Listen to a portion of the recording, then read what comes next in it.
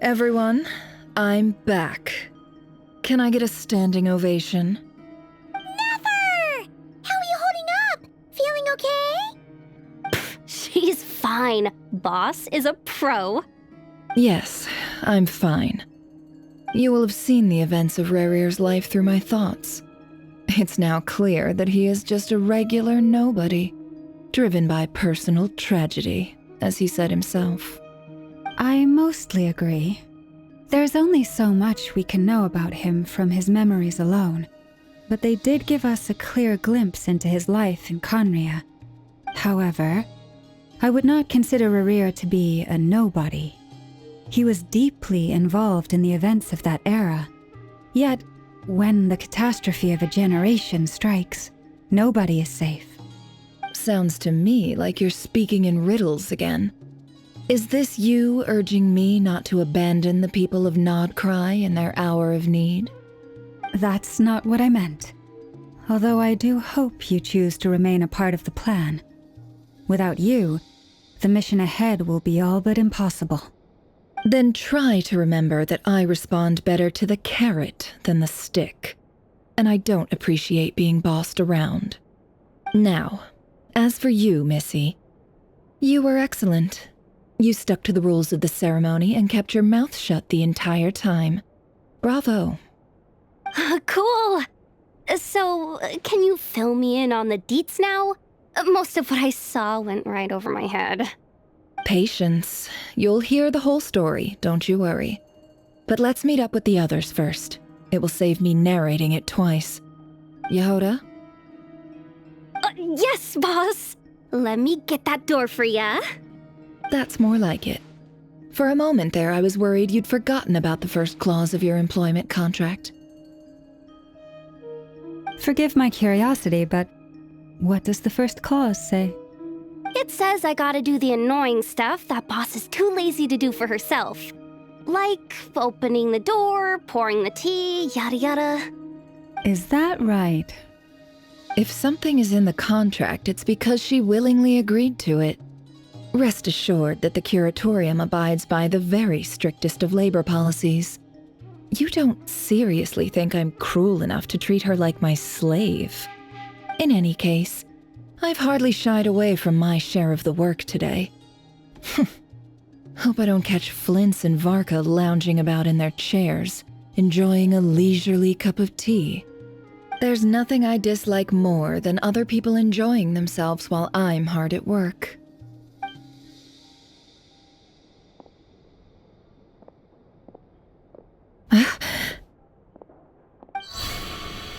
Oh no.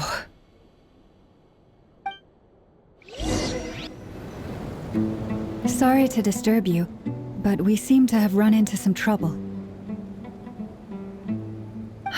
Evidently so. Don't worry, I'm not about to leave you to fend for yourselves. I'm not that kind of boss. And it would go against the curatorium's labor policy. I'm sorry? What did you hear me say? I wasn't talking about labor policy. Wait. How long have I been standing here? Not long. You just appeared by the door a moment ago.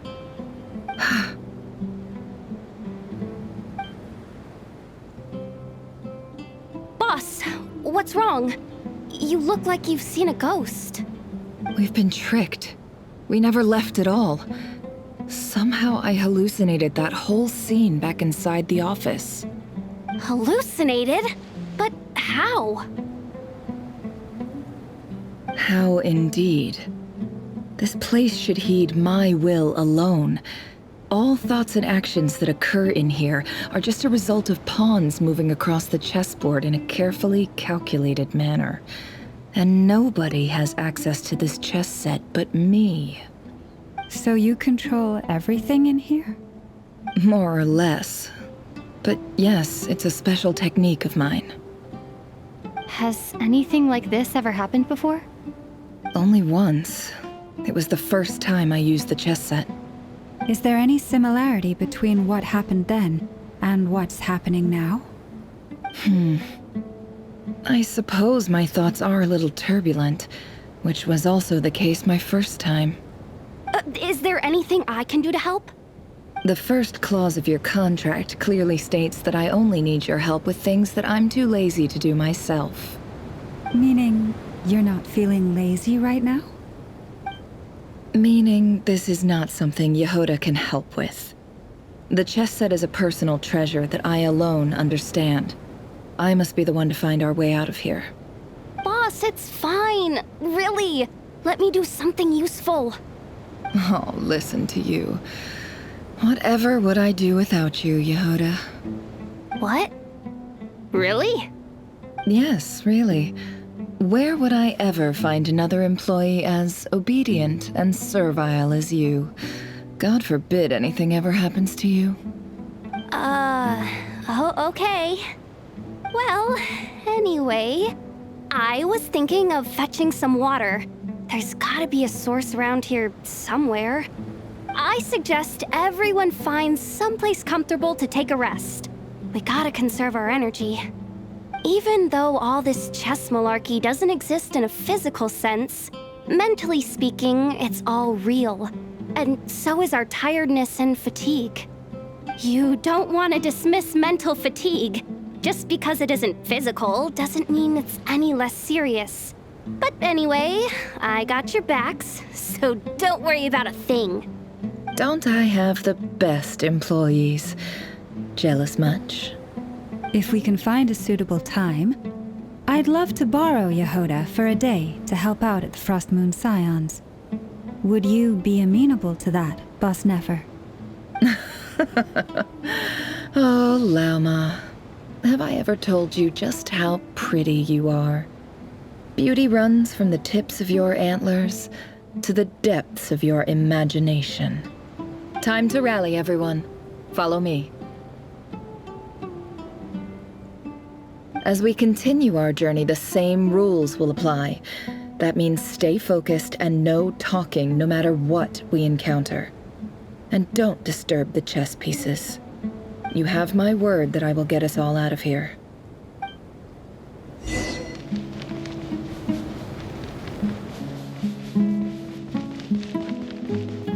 This place looks familiar. That's not a good sign. There's someone up ahead. Time for a little... I wasn't expecting visitors at this hour. Wait, is that? Oh, it's him. There you are!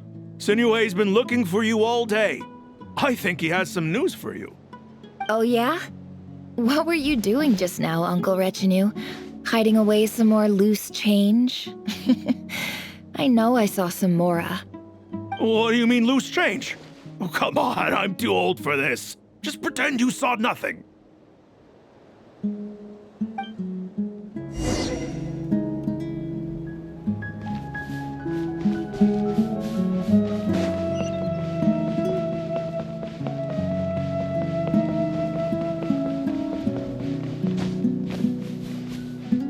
Hey, kid.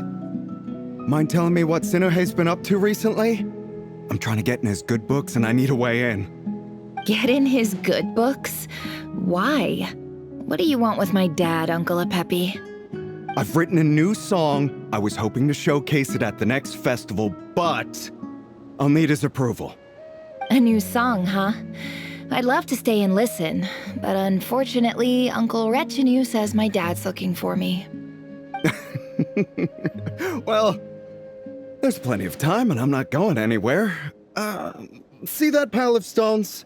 I'll be sitting there warming up my vocal cords. Come find me when you're done. Pile of stones. Got it.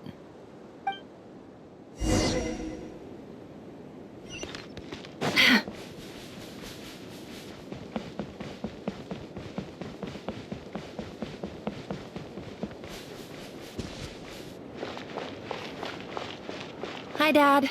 Uncle Retinue said you were looking for me. Ah, there's my little princess. If you'd gotten back just a little sooner, you could have shared the spoils of war with me. Spoils of war? Who were you fighting against, Dad? It was just a figure of speech. The aftermath of a sandstorm is no time to be waging war. I was talking about our war against thirst. I went out to fix our water supply problem, and now I'm back. Which means... We have a well again. That's right. I found a new one and brought back as much water as I could carry. It should last us for a good while. If it wasn't for these blasted sandstorms, our wells wouldn't be caving in. You wouldn't be spending all your time out searching for new water sources. As the chief of our tribe, I'm supposed to be leading us out of hardship and poverty, onto better things. You know how prosperous our ancestors were. I've told you all the stories. And look at us now, squeezed into these hovels. No one would choose this, if it wasn't for the endless wars over the years. But things are looking up. I started working with some folks from the academia a few months back. They gave me some contacts in return for my assistance in the desert. So you're the academia's helper now? Special ambassador, they call it. Think of it as a partnership. It's nothing bad, okay? We've been isolated here in the desert for too long. Seeking opportunities elsewhere is the best thing for us, and the fastest way to progress. So, do you get anything good out of being a special ambassador? Of course. My luck's improving all the time. One day, I swear I'm gonna lead us out of this place. We'll find somewhere new. Somewhere better.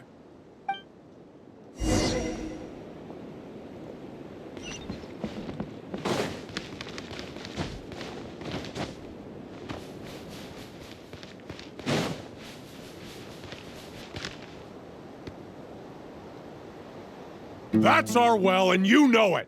You stole from us. Well, you've gone from chief to thief, and now you have to face the consequences. Did you really think you could take our water without permission and get away with it? You're either brave, stupid, or both. And that Special Ambassador Act? Yeah, nice try! We spoke to the academia. They said it was all news to them. You're a liar and a cheat!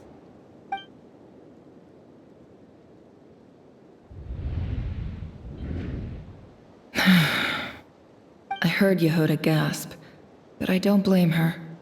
Most people are terrified by the sight of blood. Corpses strewn across the ground. The wounds are clearly from scimitars and daggers. The desert dwellers' weapons of choice. There's a handwritten note on the ground. Let's see what it says. Halil, this is Sinuhe, chief of the Shimti tribe. Surely you remember me. I was the one who helped you and your colleagues avoid the quicksand in the desert. This is my second time writing to you. I assume my last letter must have gotten lost in the mail, as I didn't receive a reply. I hope this one makes it to you safely. I'm writing to you because I need some help. That sandstorm the other day completely blocked up our well, forcing me to look for another water source in Iab and Unut territory. It was a matter of survival. Praise the gods. The well of the Iab tribe was intact. It was my last resort. I drew what water I could and left, but not without being spotted. I fear they will retaliate. You told me to write to you if I ever needed help. You said you'd be my ally in the academia. I urgently need you to formally recognize my title of Special Ambassador and send some of your people to assist me for a few days. It's the only way I can convince them that this was the academia's decision and prevent them from retaliating. This is an emergency. Please send help as soon as possible. Looks like this letter never got sent. The writer died a grisly death, and the letter was trampled into the ground. It's badly defaced. Some parts are barely legible. What a ridiculous lie the surviving Shimti tell. Their whole village was butchered over a sip of water. Ah, officer. Welcome. Welcome to our humble village. I thought you would at least have the courtesy to provide some respectable libations. This is the finest wine our village has to offer. I promise.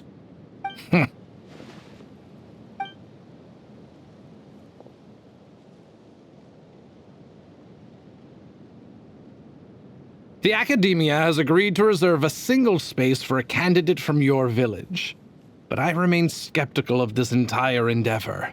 I highly doubt anyone in this desert possesses serious academic potential. Please, have faith. If not in us, then in our God. The child we found shows great promise. I beg you, take her away from this place. Give her a chance. Don't let her talent go to waste. I don't recognize her. New arrival? She showed up here a few days ago and we took her in. She's a really bright kid. Please help. I'm begging you. So, where are you from? Nowhere special. Just a sand dune. What about the rest of your family? How many of you are there? Just the one. It's only you? Correct. So, no brothers, no sisters, no mother or father?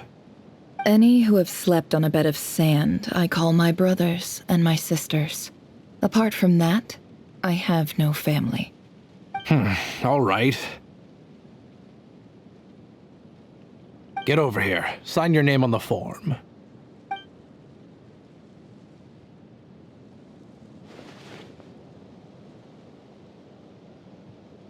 Nefer?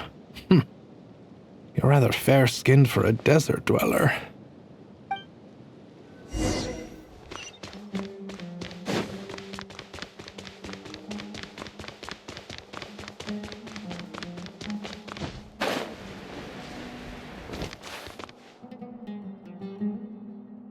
Nefer, this term's assignments have been issued already.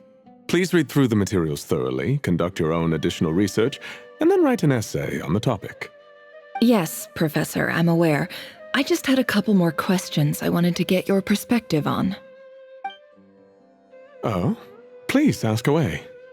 Well, I saw the other students' problem sheets, and I couldn't help but notice that my assignment is much easier than theirs.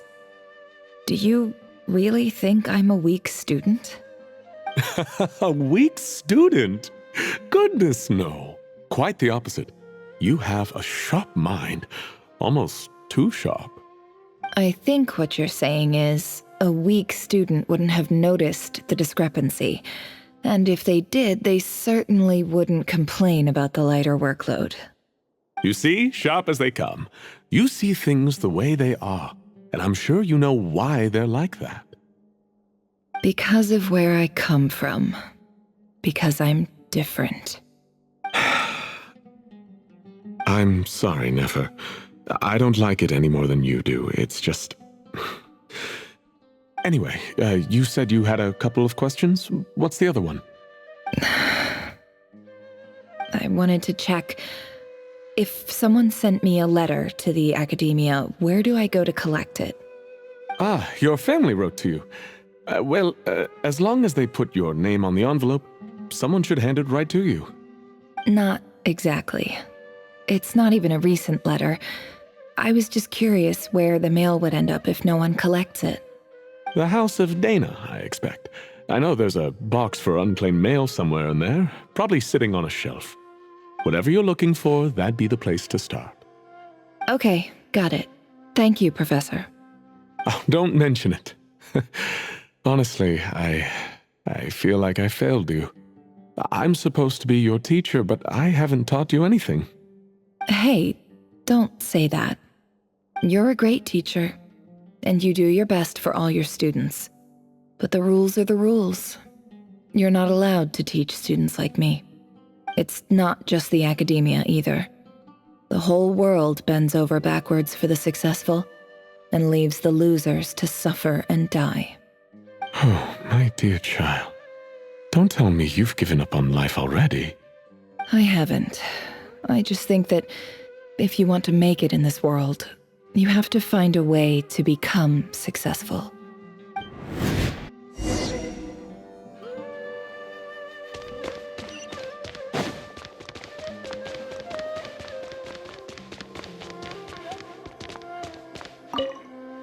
This must be it. A big cardboard box full of unclaimed mail. And probably some letters that ended up here by mistake, too. Let's take a look.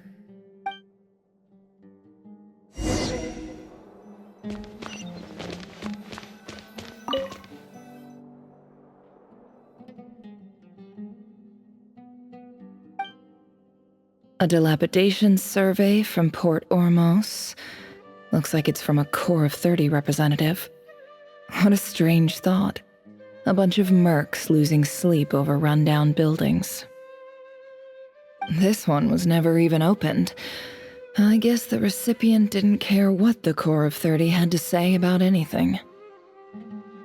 Who was it addressed to? I don't recognize the name, but it must have been a Kasharawar professor.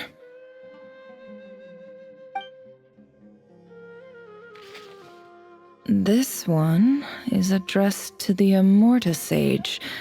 The title is Changes Observed in Satyavada Life Symptoms. Why do all these letters read like full-blown dissertations?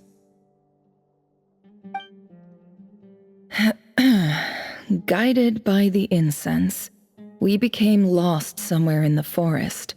All the barriers between levels of consciousness disappeared as our minds soared around in circles, looking for a branch to seek refuge on. In clinical terms, these symptoms fit the description of incense poisoning. The Immorta Darshan strictly prohibits the use of hallucinogenic substances, but I believe there are still people getting away with it. For example, my neighbor who always breaks out into song and dance after using incense. This seems like something the academia would want to know about. Why wasn't it collected? Wait, what's this written on the back? It's so small. The note says, "The sender authored this letter while under the influence of mushrooms. I would send it back, but no return address was provided. Stamped by the Grand Conservator of the House of Dana."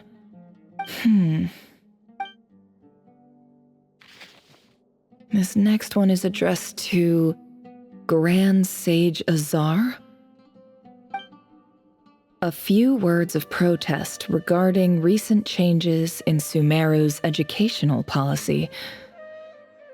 In recent years, the academia has taken on a small number of students from the desert region, as per the policy to this effect. However, it appears to me that these students have not, in fact, been provided with educational opportunities that are, in any meaningful sense, equal to those enjoyed by their peers. As well as receiving dumbed-down assignments and perfunctory tutoring, they do not even have full access to the Akasha system. Education is the fundamental purpose of this institution, which should go without saying in a nation whose founding virtues are knowledge and wisdom. I ask you, is the lip service we pay to the policy of education for desert students truly the standard of pedagogy to which the academia aspires? As Grand Sage, policy decisions are your prerogative, but do not forget your roots. You and I were once students too, as was everyone else in this institution. I do hope you will give some serious attention to this matter. I encourage you to discuss issues like this with myself and others, and listen to some alternative opinions. Great letter. Shame it didn't get to where it needed to go. And the sender is... Sage Cyrus of Spontamod. I didn't realize anyone else even knew how bad students like me have it in this place. So this is where letters from the Sage of Spontamod end up? Nice one, Grand Sage. Really enlightened leadership. Whatever. This isn't what I came here for. Moving on. I'm not exactly holding out hope that a letter sent from the desert would even make it here. But if it did, where else would it end up if not in this box? I can't believe how much discarded mail there is. Must have been years since someone last went through it all. And I don't believe for 1 second that any human being has sat down and read through all the documents in this place. Who has that much free time on their hands? Wait, could this be it?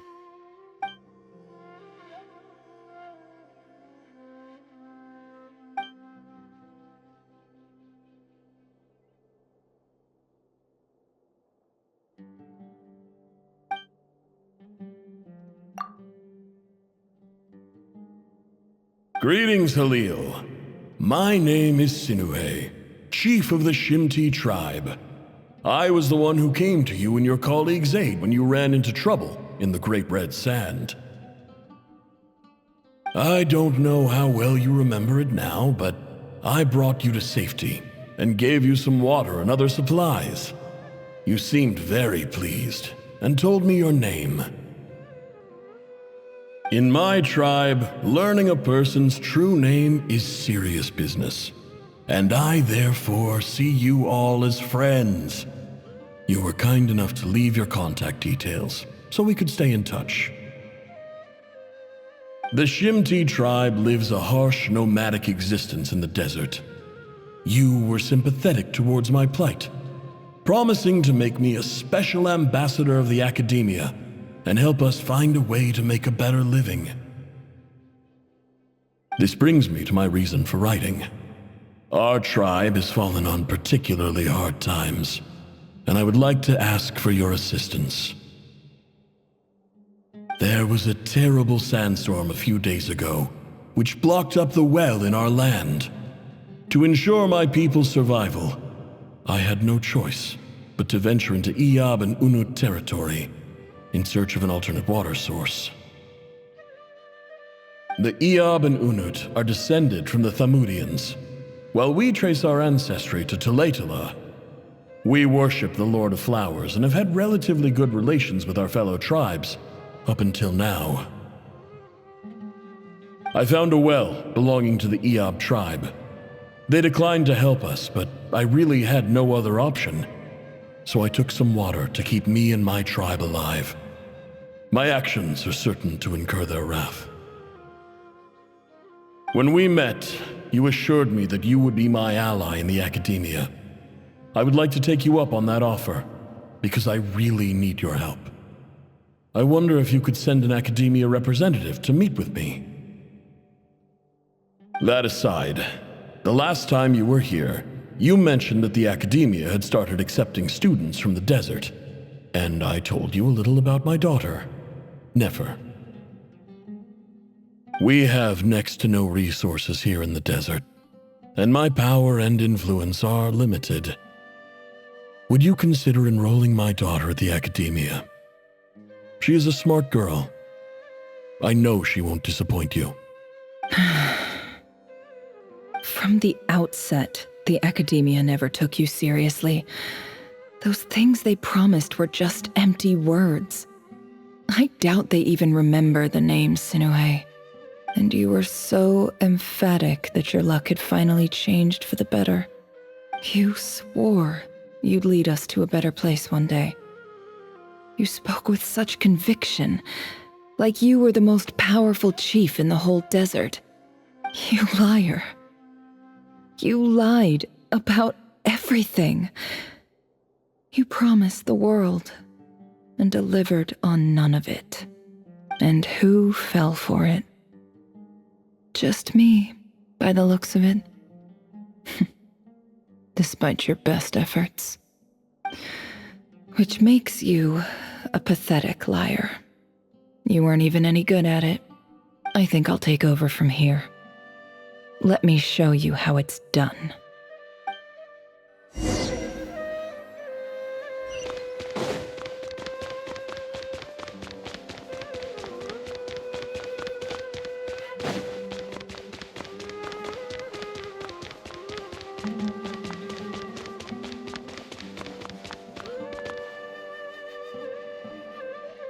I just came to say goodbye. Thanks for everything you've done for me in my time here. Nefer? You packed your bags. Where are you going? I'm quitting. Something's come up in my hometown. Gonna head back and deal with it. Huh? But this was a hard-won opportunity for you. You know that better than I do. It was, but it doesn't matter. I have more important things to deal with and they can't wait. Oh, and I didn't want to overfill my bags, so I left some incense on your desk. What's wrong? I thought you liked incense. Although, I did read somewhere in the House of Dana that it has hallucinogenic effects. Don't use it all at once, alright? Isn't this the stuff you brought from your hometown? You're just letting me have it? But you said it's a rare and valuable commodity. Yeah, about that. I lied. It's not rare at all. There's this bunch of ruins near my hometown that are practically overgrown with this plant. It's not worth much. Keep it, it's fine. But Nefer... All right, that's all from me. You take care.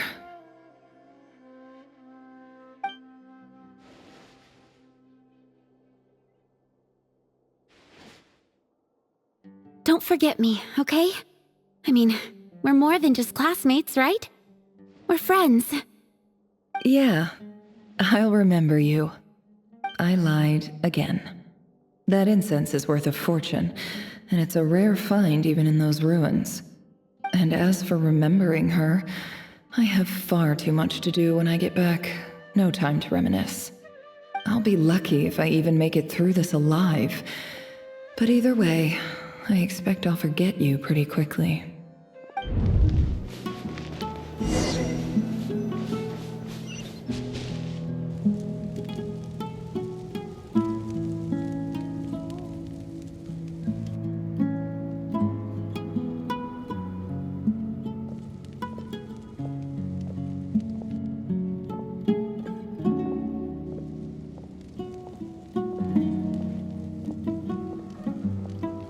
It's a pleasure to meet you, Mr. Arif.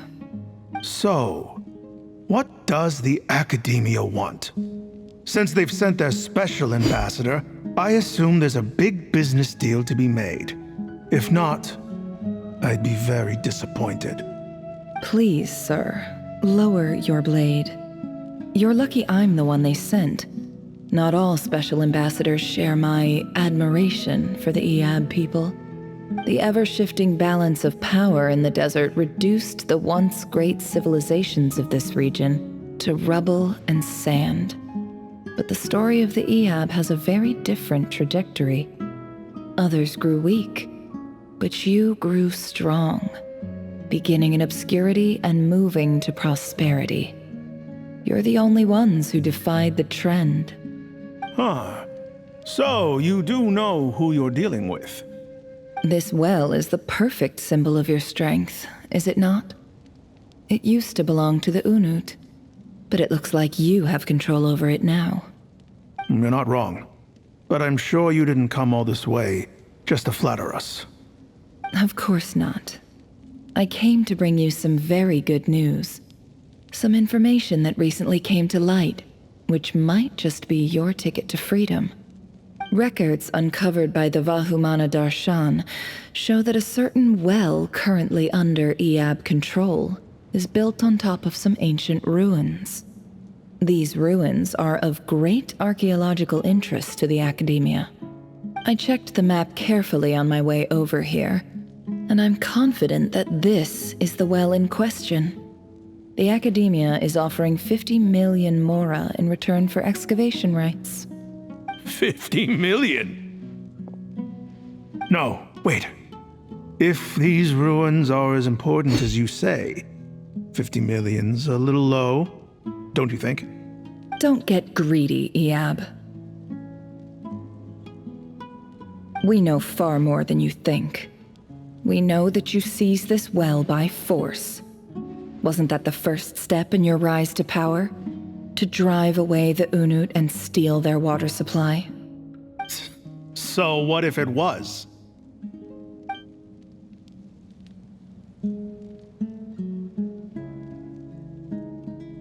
Don't worry. As unscrupulous as it was, it's something we're willing to overlook. The Academia is only interested in dealing with the de facto power holders in the region. I hope I am making myself clear. And I hope your words are the truth. If I find out the Academia is trying to play me, I'll hunt down every one of your people and make you watch as I cut their heads off one by one. I assure you, Chief, that would not be in your long-term interests. You don't want to make an enemy of the Academia. You see how I'm dressed, don't you? I appreciate that you've never been to the rainforest, but surely even you recognize an ambassador's attire when you see it. And what does a barbarian like you have to lose anyway? You really think the Sumeru Academia would bother to come all this way just to lie to you? We have more important things to worry about. All right, I take your point. The Academia is the highest authority in the land. I'm sure you're trustworthy people. In that case, we have a deal. We will sell you the excavation rights. I'd like to thank you, Ambassador. This is good news indeed. Excellent news. In fact, it calls for a celebration. Would you do us the honor of staying a while and enjoying some EOB hospitality? Gladly. I am partial to wine myself, and I trust you are as well. So let's indulge in a few drinks together, in celebration of this momentous occasion.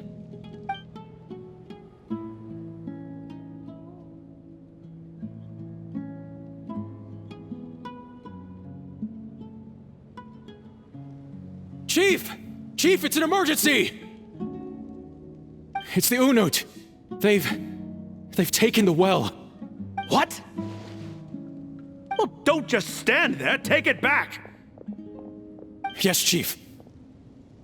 I have every confidence in the EOB's military superiority, and yet... What is it? The Unut's response was alarmingly fast. The day after we reach a deal, they seize the well. This can't be a coincidence. Perhaps there is a traitor in your midst. I don't think so. I am obliged to remind you, Chief, that the Academia will only deal with the de facto power holders. If you cannot regain control over the well, I'm afraid you won't see a single mora of that 50 million. No! Please, Ambassador, just give me some time. I swear the Unut will not get away with this.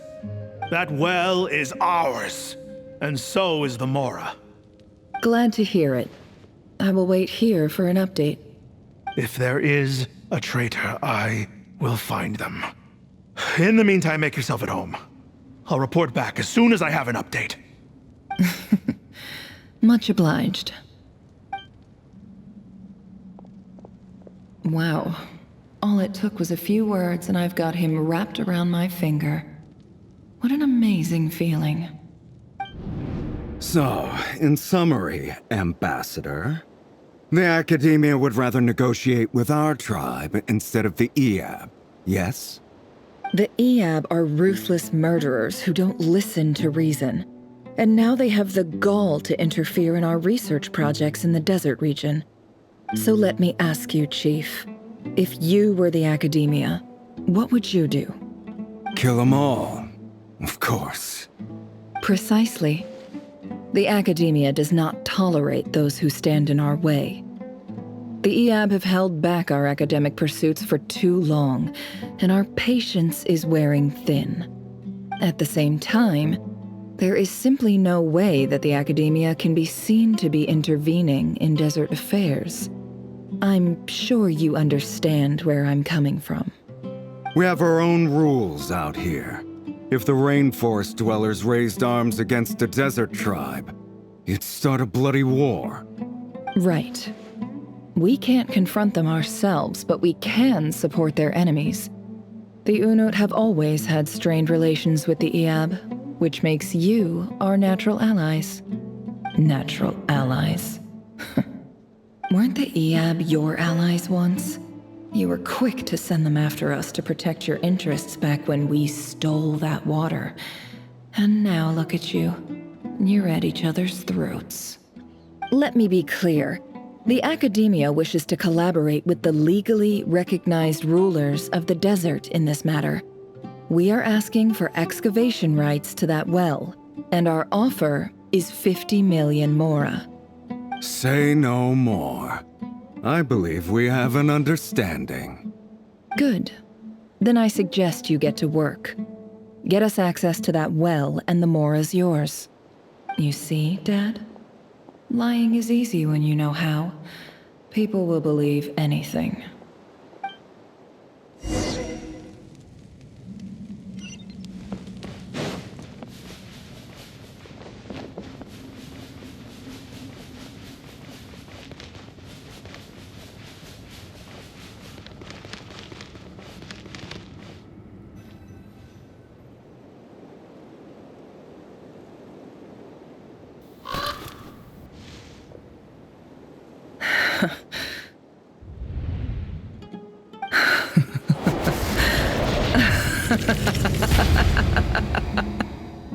Look at yourselves.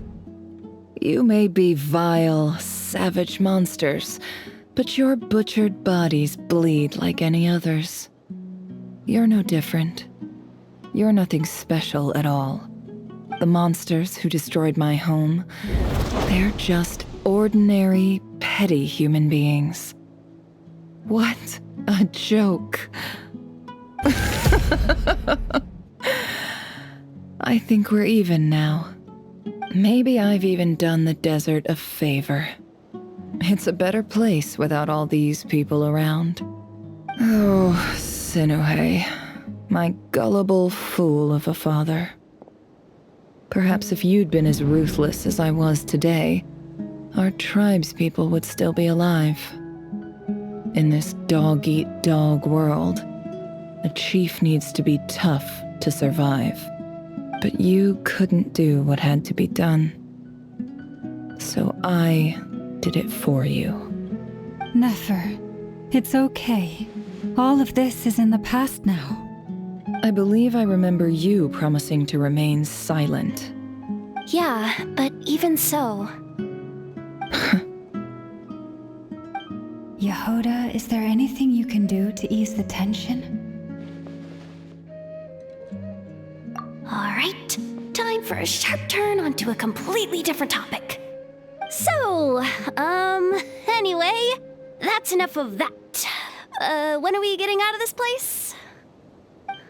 Feels like we've been walking forever. I'm getting pretty tired. Oh, Alma, you tired? Yes, if we can find somewhere to sit down, I could certainly do with a rest. It's not far now. There should be a temple just up ahead. Yes. Really? A temple? That's where this story ends? I guess that's how things go in the desert. Desert dwellers can never escape their destiny. Or so everyone says. I never wanted to believe it, but looking back now, I'm as desert as they come. You mentioned a temple. What's waiting for us there? My biggest trade secret of all. Ah. Then I'm guessing it's where you got your power from. The power to peer into other people's minds. I didn't know you were clued up on any other religions. I'm no expert in the history of Sumeru, but since you come from the desert, I would imagine it has something to do with King Deshret. Sounds impressive. Ah, I know who you mean. General Mahamatra Sino. The spirit of Hermanubis dwells within him. That's Boss Neff for ya. She knows everything. Sino's hardly a figure of obscurity, but I know about Sethos too. What about him? Is he a big deal or something? Well, he's not a small deal, let's put it that way. Please, this is the bare-bone basics. Save the flattery. Thanks for your patience, everyone. I'm sure it's been a lot to take in. With any luck, that's our exit just up ahead.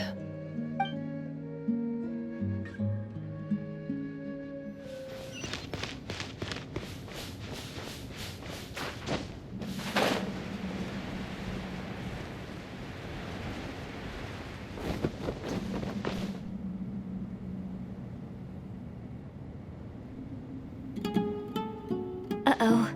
Uh-oh. Uh-oh. I'm totally out of my depth here. I don't have anything to add about any of this stuff. Like, look at that statue, for instance. I want to do the whole name-dropping, this girl knows her stuff thing too, but I've never seen anything like it before. A statue with the head of a bird. That's Thoth, the Ibis King, one of the 7 pillars of King Deshret. The legends say that he, the Crocodile King, and the Goat King were the 3 retainers of King Deshret. Let's take a look.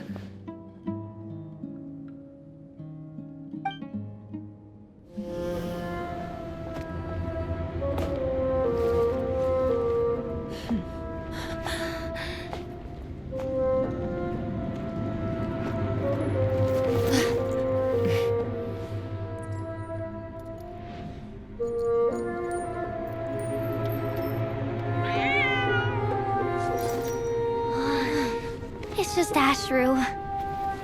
So, all is well?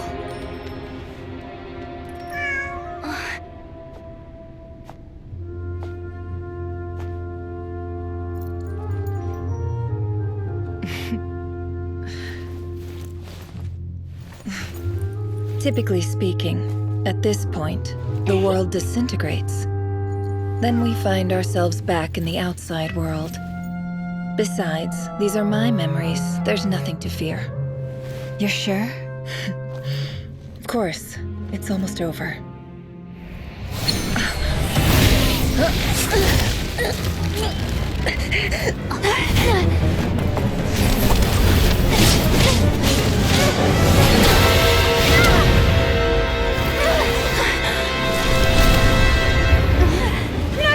Hold on!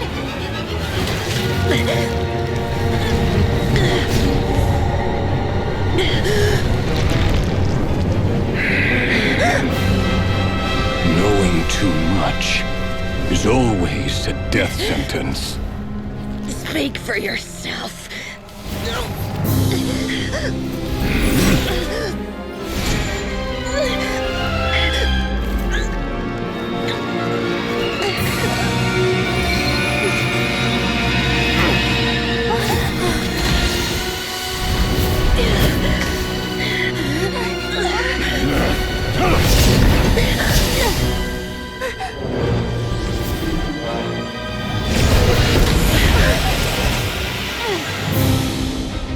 How repulsive.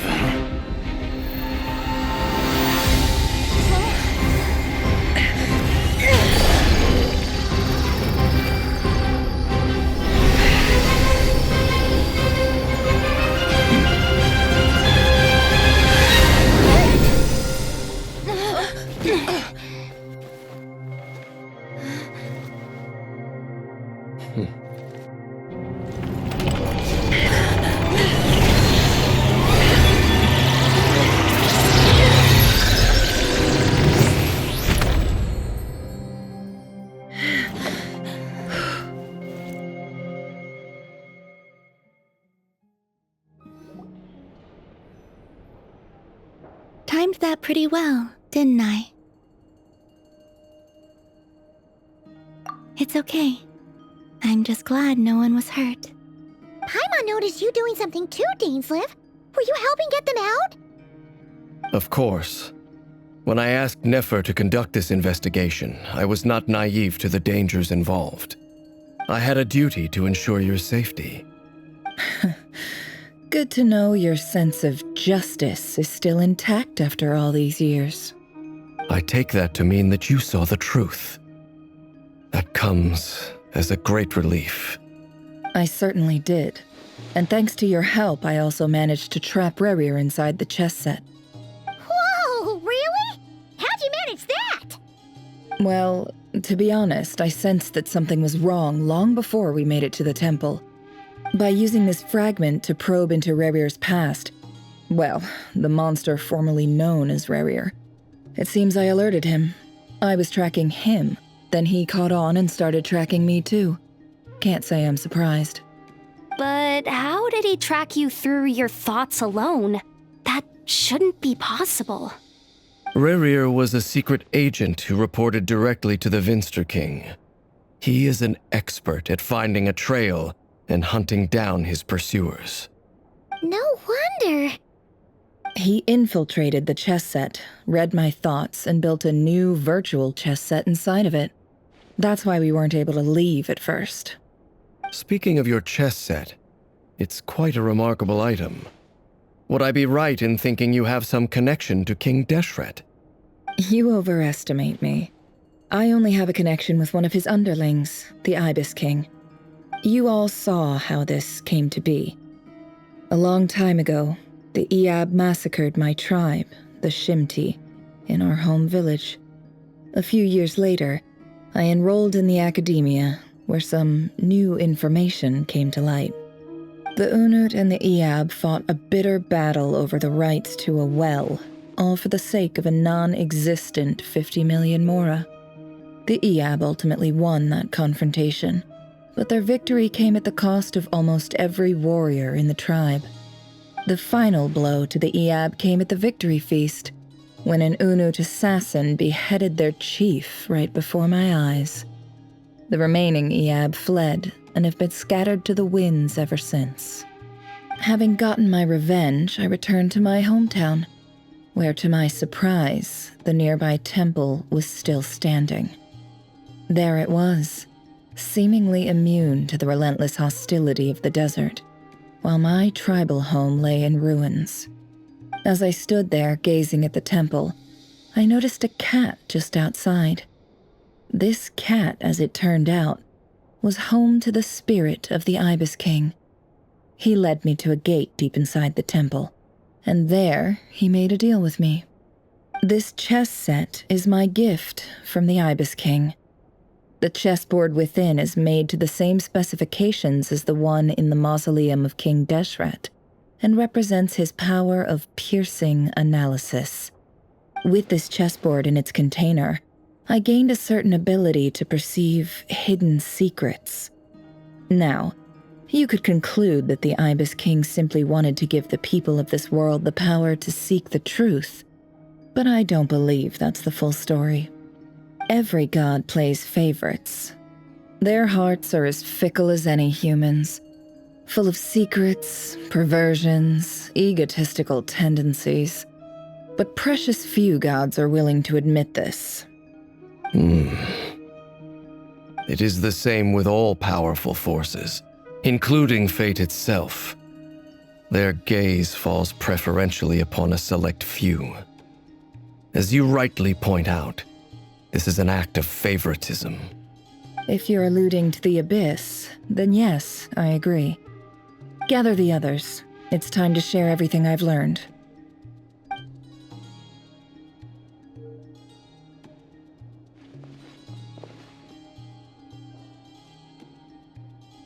Thank you all for being here. As promised, I did some further investigating into the Reicher of Solnari's background. I am pleased to report that the investigation has been most fruitful indeed. The Reicher of Solnari, real name Rerir, was once a Conrian subject who served the Vinster King. I will now share the important details of his story. Please save any questions or comments for the end.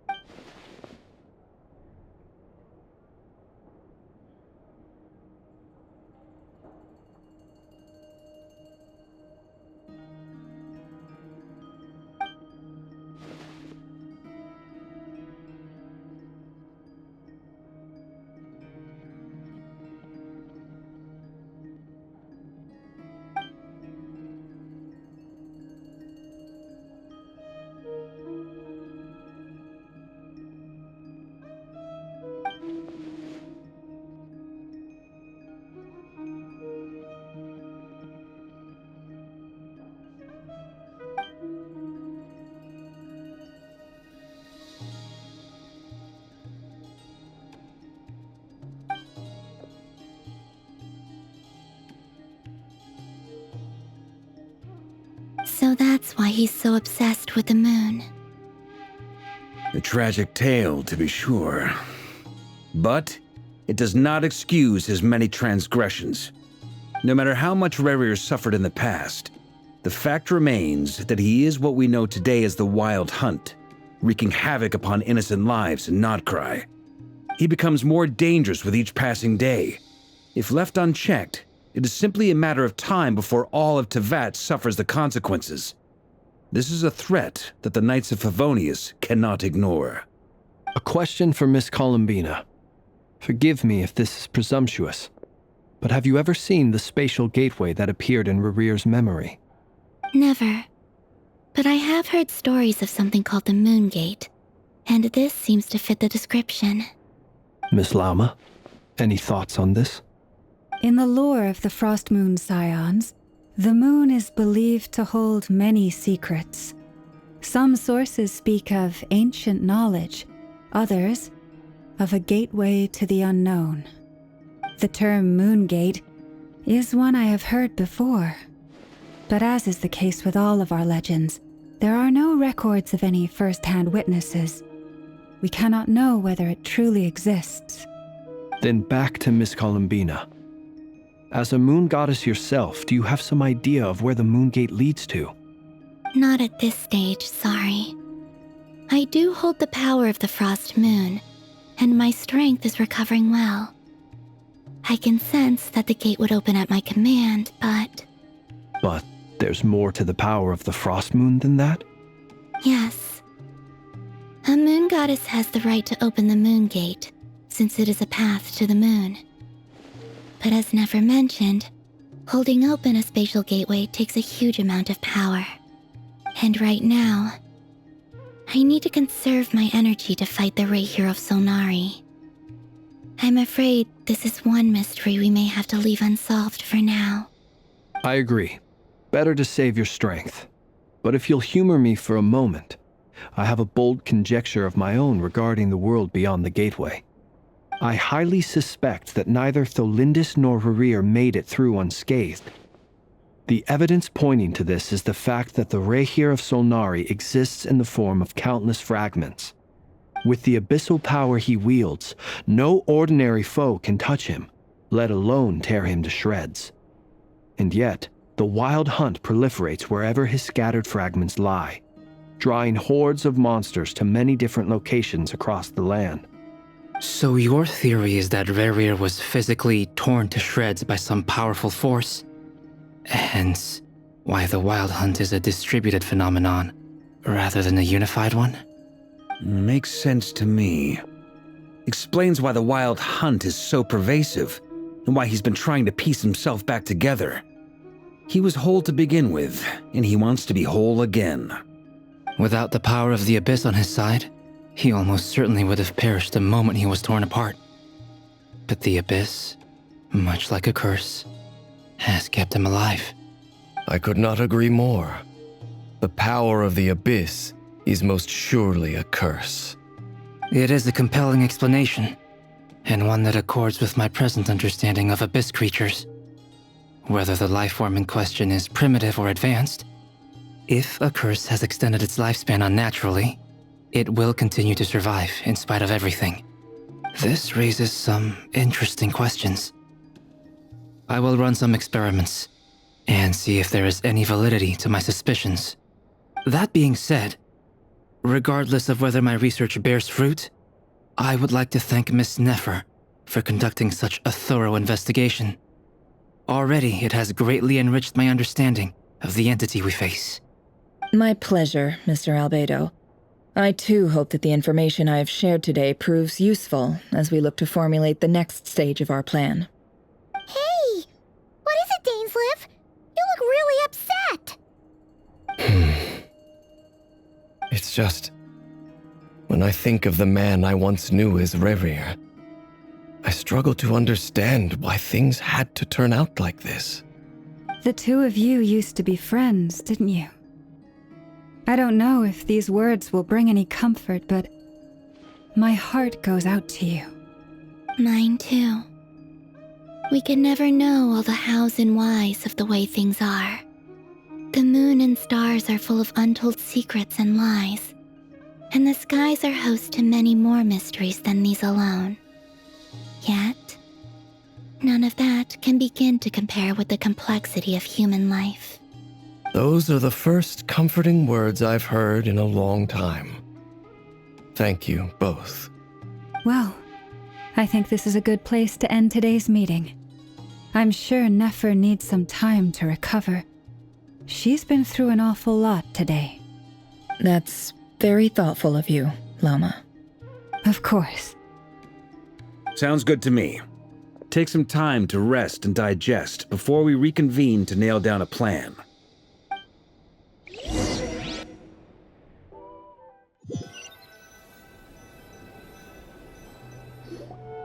Hey, is this a bad time? Hope I didn't kill the conversation.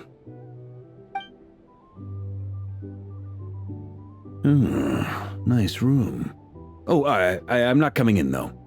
Why not? It's just a hotel room. If it's all the same, I'll just stay out here. I might not look the part, but I'm technically a knight. Barging into people's private quarters isn't the kind of thing we do.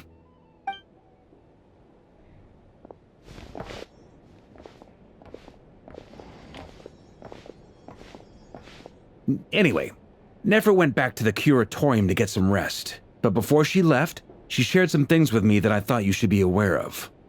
Firstly, although she managed to trap the Raker of Solnari inside her chess set, there's no guarantee that the power of the Ibis King is any match for one of the 5 sinners.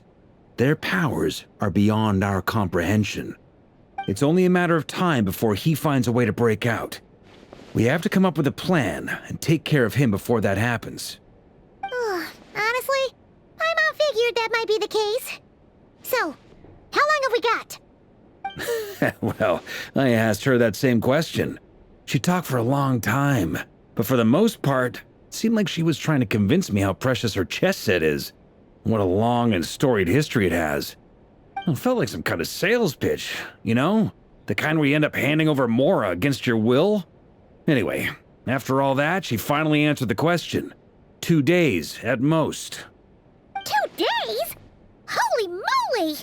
Can we even recruit enough help in that time? That remains to be seen. Which brings me to the second issue. Dainsleif is obviously conflicted about this whole thing. But given how little time we have, there's no way we can pull this off without his help. You have some history with him, right? Do you think maybe you could talk to him for us? Great. I appreciate it. All right, on to item 3.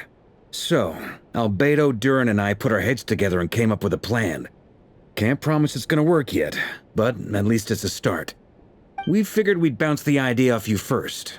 We'll explore it further once everyone's recovered. Oh, Paimon's dying to hear this. All right, so here's what we're thinking.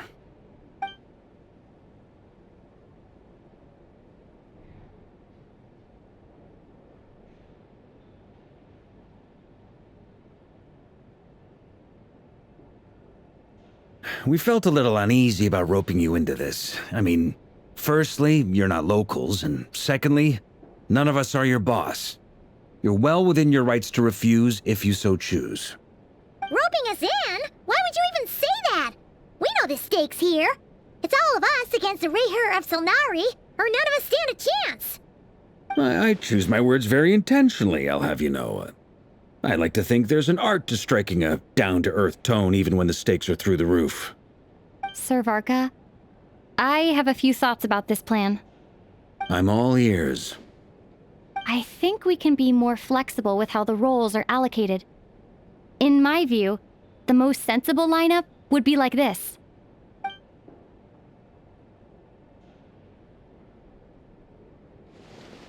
I see your point, yeah. But if that's how we're going to approach this, you'd better make sure you're ready. To be clear, I don't doubt your abilities. Far from it. I just want to make sure. Are you really willing to take all this on? I want to do everything within my power. The Raher of Solnari is a truly fearsome opponent, and if I do my part, it'll greatly reduce the risk for everyone else involved. Well, that tracks with what I've heard. Jean's mentioned in her letters that you're so diligent it's almost abnormal. As in, most people weigh up the risks and rewards in situations like this. But you seem to just march towards danger without a moment's hesitation. Of course, everyone appreciates a fearless pioneer. But all that aside, I'm the Grand Master of the Knights of Favonius, and you're our honorary knight. I want to make sure your courage doesn't come at the expense of your safety. Thank you, Sir Varka. I should be the one thanking you. It means a lot to have you on board. I'll give some serious thought to your suggestions.